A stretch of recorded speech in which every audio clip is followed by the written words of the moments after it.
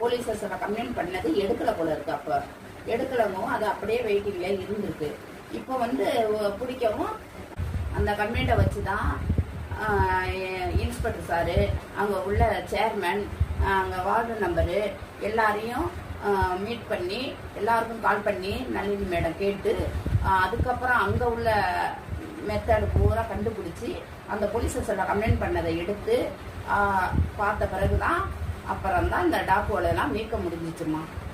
நளினி அம்மா ரொம்ப ரெஸ்ட் எடுத்து, நளினி அம்மாவுக்கு மேல உள்ளவங்க எல்லாருமே, அனிமல் வெல்ஃபேர்ல உள்ளவங்க அனைவருமே இதுக்கு ரெஸ்ட் எடுத்து அந்த 150 டாக்கை மீட்டுட்டாங்க.